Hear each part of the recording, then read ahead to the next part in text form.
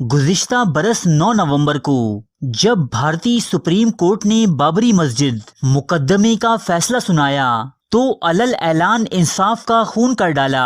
जजों ने फैसले में लिखा कि हिंदू समझते हैं कि बाबरी मस्जिद वो मकाम है जहां श्री राम का जन्म हुआ, क्योंकि बाबरी मस्जिद के मकाम की खुदाई से एक कदीम मंदिर के आसार मिले हैं। तमाशा ये है कि पिछले 5 बरसों में भारत में मुसलमान अकलियत पर इतना जुल्म हो चुका है कि वो बाबरी मस्जिद की जगह राम जन्म भूमि मंदिर को दिए जाने पर खुलकर एहतजाज भी ना कर सकी। आज इस वीडियो में हम हिंदुओं की बाबरी मस्जिद पर कब्जे की पिछले 200 सालों से चल रही साजिश को बेनकाब करेंगे कि किस तरह आहिस्ता आहिस्ता मुसलमानों की कायम की हुई बाबरी मस्जिद को राम जन्म भूमि करार देकर एक मंदिर में तब्दील कर दिया गया। अव्वल बात तो ये कि रामायण कोई तारीखी या हकीकी दास्तान नहीं, बल्कि ये एक अफसानवी और देवमालाई दास्तान है। हिंदू मत के मुताबिक इंसान की तारीख 4 युगों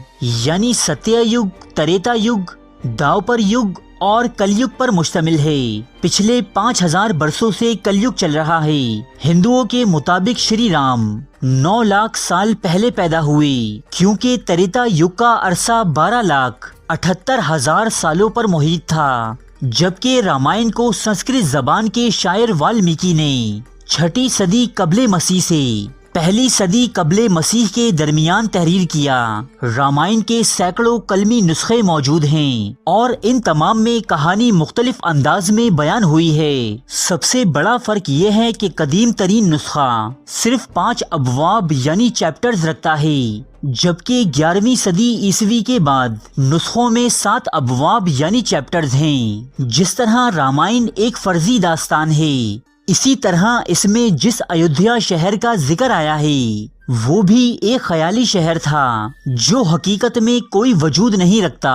अगर हम मौजूदा अयोध्या शहर की बात करें तो इसका पुराना नाम साकेत था। बुद्ध मत और जैन मत की किताबों के मुताबिक इन दोनों मज़ाहिब के बानी यानी गौतम बुद्ध और महावीर इस शहर में मुकीम रह चुके हैं। 5वीं सदी ईसवी के दौरान गुप्ता सल्तनत के बादशाह सकंद गुप्ता ने श्री राम के पैरोकारों की खुशनुदी के लिए साकेत नामी शहर का नाम बदलकर अयोध्या रख दिया था। तब से ये शहर इसी नाम से पुकारा जाता है।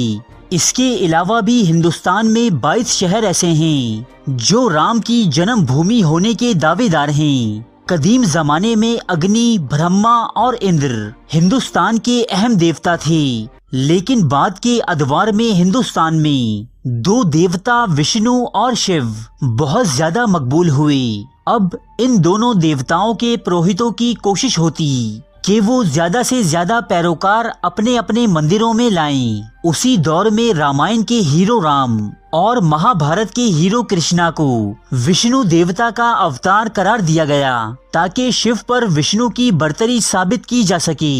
यूं ये देवमालाई कहानी मजहब से जोड़ दी गई। 11वीं सदी ईसवी तक अयोध्या का इलाका तकरीबन वीरान हो चुका था। मुसलमानों ने इस इलाके को नए सिरे से आबाद किया। मुगल बादशाह बाबर ने 1526 ईस्वी में मुगलिया सल्तनत की बुनियाद रखी। इसी के दौरे हुकूमत में बाबर के एक जर्नैल मीर बाकी ने अयोध्या में बाबरी मस्जिद तामीर की। उस दौर के किसी भी मौर्रिख, चाहे वो हिंदू हो या मुसलमान, किसी एक की तहरीर से ये पता नहीं चलता कि बाबरी मस्जिद किसी मंदिर पर तामीर की गई हो। 1707 ईस्वी में आखिरी ताकतवर मुगल बादशाह औरंगजेब आलमगीर वफात पा गई। जल्द ही मुगल हुकूमत जवाल पजीर हुई और 1722 ईस्वी में अवध का गवर्नर नवाब सआदत अली खान खुद मुख्तार हो गया। सल्तनत अवध के आने वाले अगले नवाब ऐसे नाअहल और कमजोर साबित हुए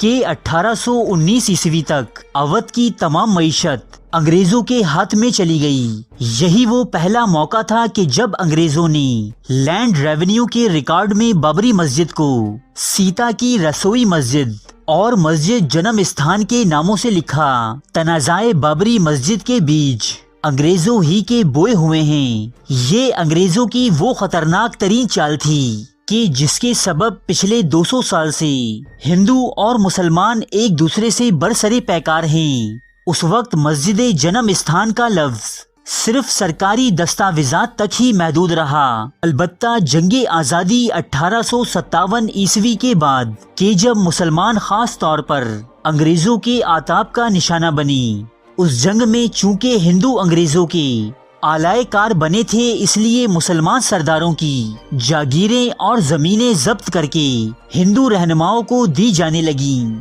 اسی وقت ہندوؤں کی جانب سے بابری مسجد کے صحن پر قبضہ کر کے ایک چبوترا بنایا گیا اور دعویٰ کیا گیا کہ یہاں شری رام چندر کا جنم ہوا تھا۔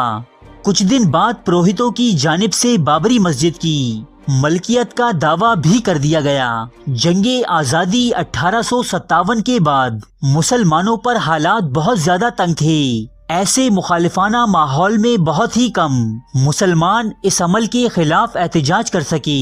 جب تک حالات کچھ معمول پر آئے تب تک ہندو بابری مسجد کے بیرونی علاقے میں سیتا کی رسوئی بھی تعمیر کر چکے تھے۔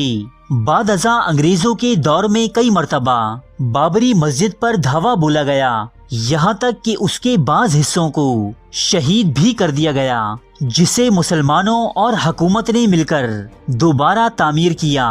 1949 عیسوی میں ہندوستان کے قیام کے بعد ہندوؤں کی جانب سے مسجد پر ایک بڑا حملہ کیا گیا۔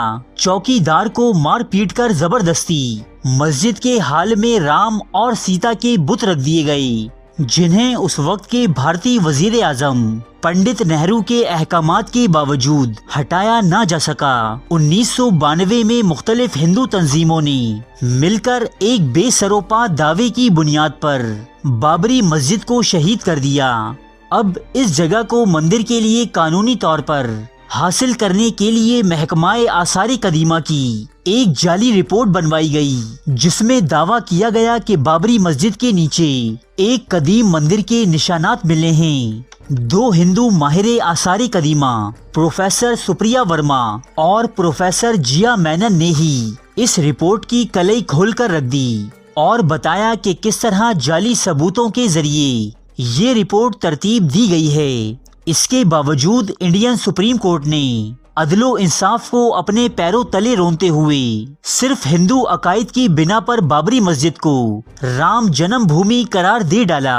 یوں 1992 میں ایک سیکولر اور آزاد ملک کہلائے جانے والے بھارت میں غنڈہ گردی کے ذریعے جس مسجد کو شہید کیا گیا تھا، اب حکومت اور عدلیہ کی مہربانیوں سے اسے باقاعدہ طور پر ایک مندر میں تبدیل کر دیا گیا ہے، جس رام دیوتا کے نام پر یہ مسجد شہید کی گئی۔ کیا وہ شخصیت رامائن ہی میں بتائی گئی تفصیلات کے مطابق ایک دیوتا کہلانے کے لائق بھی ہے؟ اس بارے میں دلتوں اور نچلی ذاتوں کے مشہور رہنما ڈاکٹر BR امبیڈکر کیا کہتے ہیں، یہ آپ ہماری اگلی